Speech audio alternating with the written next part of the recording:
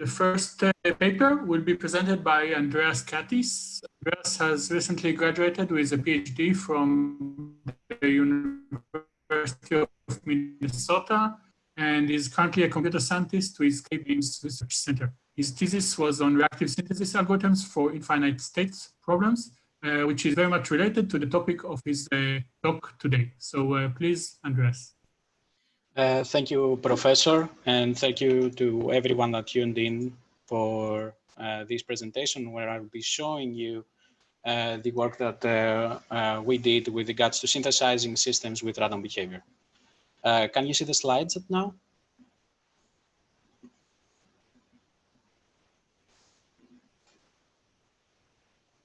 I am okay. Not yet. Let me know if you see the slides or not. So to begin, now I can see the slides. Okay.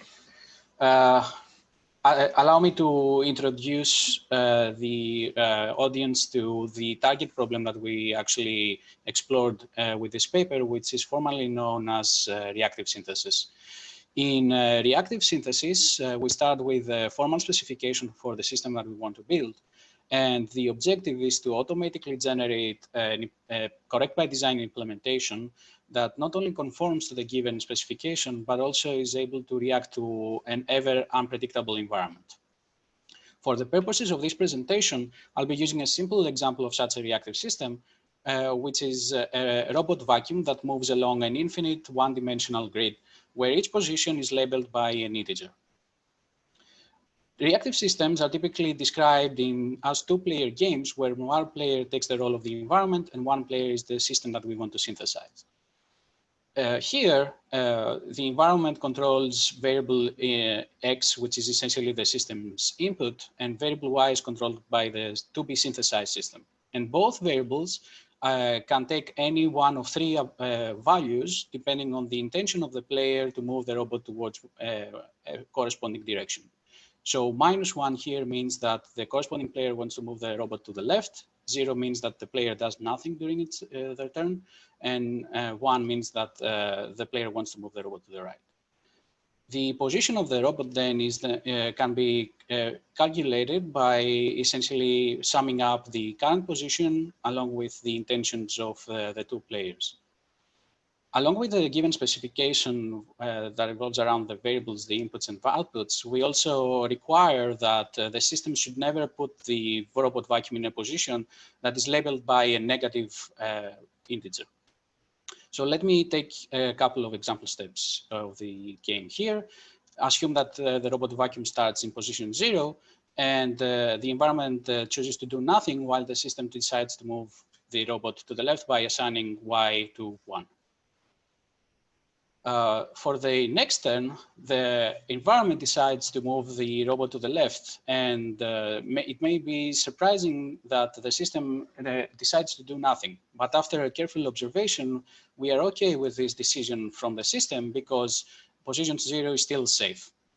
And from there on, the game can last infinitely long, and with the system trying to react to responses from the environment. Now, this particular problem is realizable in the sense that we can synthesize an implementation that can prevent the robot from moving into negative values. And the outcome of a synthesis procedure is essentially a correct by design implementation that always conforms to that specification. In this slide, you see an example function where the implementation is composed of 3 different responses that the system can have depending on the conditions under which the system is. Here, as you can see, the assignments to output Y on the left-hand side are deterministic in nature, in the sense that whenever the system, we provide the same input, the system responds in exactly the same manner. Determinism, though, prevents the system to exercise more diverse behavior. Firstly, if we take the first condition, you can see that whenever the candidate end position of the robot is equal to label 1, the system always decides to move the robot to the left. That essentially means that, for example, having an aggressive adversary, the system will never be able to exercise positions labeled with numbers greater than 1. Furthermore, after more careful inspection, you can see that conditions 1 and 3 are actually much more constrained than with regards to the assignments to Y than they can be. In fact, the system can choose any of the possible 3 values and still remain in safe areas under the corresponding conditions. Example like this motivated our intuition into the fact that typically synthesis, the products of synthesis are viewed as deterministic witnesses, and this alone prevents synthesis from being applicable to certain applications. And with this work, we decided to see whether we can extend the current synthesis procedure with the capability of synthesizing witnesses with random behavior. And we believe that such witnesses can be proved useful in 2 particular areas that we discussed in the paper. For example, the first one is model-based fuzzing, where we targeted the synthesis of reactive fuzzers as random test case generators, with the second case study being in robot motion planning, where we were able to observe the diversity in behavior of the synthesized controllers against an adversarial robot in avoidance games. And we also were able to observe and verify the fact that randomness is an advocate towards achieving maximal area coverage, which is an additional requirement for coverage path planning problems. In a few words, our contribution with this paper is the proposal of a new Skolemization algorithm to enable the synthesis of implementations with random behavior. And furthermore, we were able to apply the synthesized implementations in novel ways through model-based fuzzing and robot motion planning. Before I give you the details of how we achieved this, I want to introduce the viewers to the synthesis framework which we extended to support this kind of synthesis. JSyn-VG is an existing synthesis framework which has been implemented as an extension to JKind, a Java implementation of the kind model checker. JKind's primary characteristic is the fact that it supports specifications that may admit infinite theories, in particular linear, real, and integer arithmetic. And the input specification that we give to JSyn-VG follows the traditional notion of an assumed guarantee contract. The backbone of JSyn-VG, which solves the corresponding for all exist formulas and skolemizes correct by design witness, is AE-VAL, a state-of-the-art solver that is capable of determining validity of such formulas, with which we typically describe reactive synthesis in a formal manner. And for the valid cases, it generates a correct by design implementation.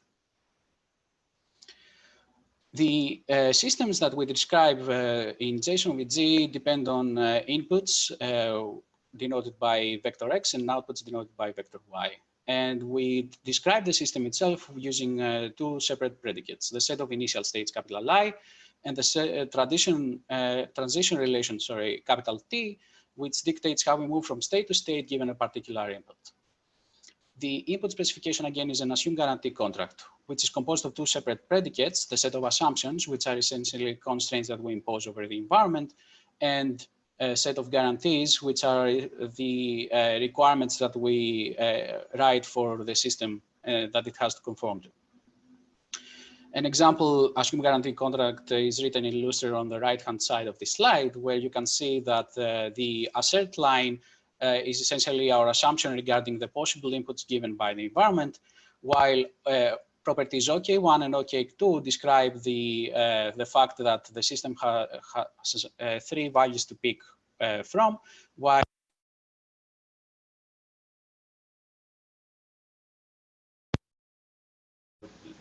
negative position. JSyn-VG achieves synthesis by relying on a notion that we call viable state or a viable output vector. Such an output vector is viable if for any input given by the environment that satisfies the assumptions, we can always find a new vector that satisfies the transition guarantees and the definition of viability in a co-inductive manner. Then we define a contract as realizable if we can find an output vector y such that y satisfies the initial state guarantees and is also viable. And for the realizable cases of such contracts, we can then synthesize an implementation if we can compute an initial state vector y in it, as well as a function from inputs and states to states, such that y in it satisfies the initial state guarantees, and the outputs of the computed function are always viable. In a sense, the synthesis algorithm in JSyn-VG achieves such synthesis by computing the greatest fixed point of viable states, which we denote here by capital F. The algorithm begins with a trivial value for the candidate fixed point, here the Boolean value true, and recursively refines the problem space by blocking unsafe states. Hopefully, the input specification is realizable, and the refinement process results in the return of the candidate fixed point itself at some point, at which case the for all implies exist formula that you see in the middle of this slide becomes valid. And from there on, we can synthesize an implementation. So let's get on to the actual synthesis part for the realizable contracts. Again, here we use the solver called AE-VAL, which originally provided implementations with deterministic assignments. Essentially, our approach described in this paper is replacing these witnesses with ones that are able to pick random values within safe regions, and is proven to be sound and complete with regards to Skolemization extraction for the latter. The main idea here is to replace the deterministic assignments that appear in the Skolemization with the application of uninterpreted functions. To achieve this, we defined the notion of an uninterpreted random number generator. URNGs are functions described over 5 distinct attributes. Capital H contains the set of right-hand side expressions in disequalities that may appear in the specification. Essentially, these are values that the synthesized system should avoid while picking a random value within a safe region. The remaining 4 attributes correspond to characteristics over the bounds of the safe region, with L and U being the interval bounds themselves, and L closed and LQ closed being the corresponding flags, denoting whether the bound is closed or not. Furthermore, for each URNG that we compute, to require the post conditions that you see on this slide, with the first one being the fact that for any element in capital H, the return value of the computed URNG should never be equal to any of those elements. The remaining post conditions essentially are all the combinations of safe regions that we can compute, depending on the closeness of the corresponding bound. For example, the 4th post condition here says that whenever L closed is true and U closed is false, the return value of the URNG, of the corresponding URNG, is always within L closed, U open. Here in this slide on the right-hand side, you see the actual Skolemization algorithm that we introduced in this paper. I'm not going to go into the details to keep things brief, but the main idea behind the algorithm is to construct a graph of a function embedded in the relation. And to do this, we use the constraints that appear in the specification with regards to a particular output for which we need to synthesize a value. Since some of those expressions may be relational or symbolic, we cannot compute a particular safe region in a static manner, and as such we use helper functions to allow the system to dynamically define the new bounds during runtime. So let's go back to the example with our new Skolemization algorithm. The resulting implementation now appears on the left-hand side of this slide. You can see that essentially the assignments to I in conditions 1 and 3 have been replaced with an application of a function called rand-val. Rand-val is a concrete implementation of our URNG, of our uninterpreted function. And through its arguments, we can infer that rand-val returns values within -1, 1 closed. Now, you can observe that immediately this replacement of the assignment allows the system to move in any way under conditions 1 and 3, essentially solving both of our issues introduced in the beginning of this presentation. Now, on the right-hand side, you can see an implementation for AE-VAL. My point here being is that we allow the engineer to decide the actual implementation of the URNG, and as such, we do not actually synthesize it. That allows a certain degree of freedom for the engineer to choose whether they'd like to introduce further bias in the way that random values are picked out of a safe region. For the second part of this presentation, I would like to discuss the evaluation that we performed over our new proposed Skolemization algorithm. To do this, the first case study that we explored was model-based fuzzing, where the objective was to synthesize a reactive fuzzer for a given system under test. Essentially, we created the framework that you see, with shape we see at the top of this slide, where we started by writing in a manual way specification for 10 DARPA Cyber Grant Challenge benchmarks after carefully inspecting the messages and kind of inputs that they receive. We then wrote the corresponding specification for the fuzzer that we want to synthesize, which was, of course, accompanied with certain behaviors that we wanted the fuzzer to react with regards to external input.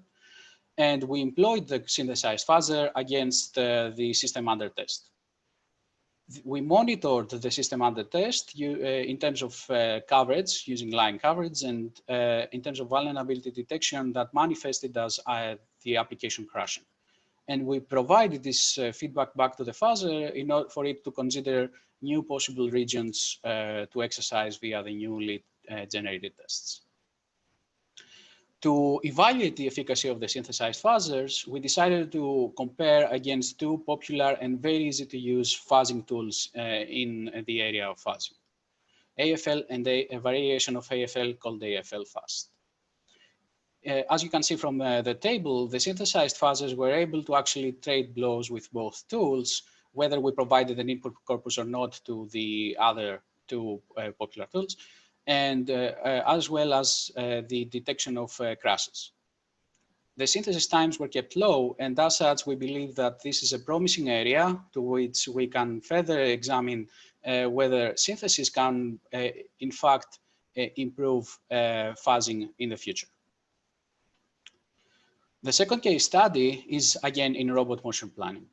And here you see a nice little video of a simulation for a synthesized controller that is playing a game against an adversarial robot in what is known as an avoidance game.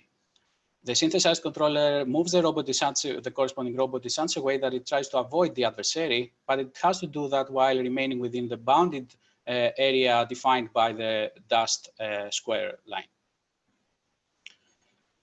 This case study allowed us to visually represent the interesting facts that are allowed by our proposed algorithm, with the first one being the bias that can be introduced by the engineer, as I already mentioned.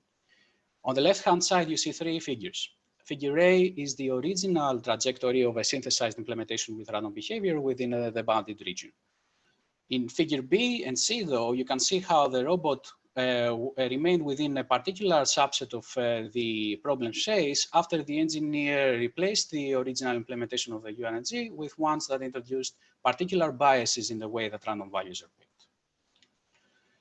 Furthermore, the particular case study allowed us to observe how randomness can be an advocate towards achieving maximal coverage, which is an additional requirement for problems in coverage path planning. Here you can see a simulation over 1,000 turns between a random synthesized implementation and a deterministic one. After 1,000 turns, you can see that the randomly behaving controller was able to cover the majority of the arena, while the deterministic solution remained within the bottom part of it. As a final slide to this presentation, I would like to show you some performance comparison with regards to our new proposed solution, where you can see that in the middle between JSON and TT-Synth, our new Skolemization algorithm imposed no further performance overhead against the original Skolemization procedure in JSyn-VG. On the other hand, we decided to compare the performance of our framework against DT-Synth, from which we used the robot motion planning problems, and a variation of which you saw in the previous slides. As you can see here, the two tools again trade blows in terms of actual synthesis performance, while JSyn-VG is actually capable of solving more problems, mainly because of the inherent support for linear integer arithmetic, which is not possible in DT-Synth.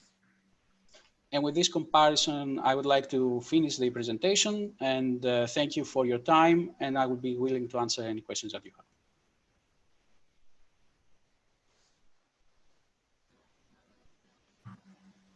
Thank you very much, Andreas. I'm not seeing any questions on the session Q&A on WOVA.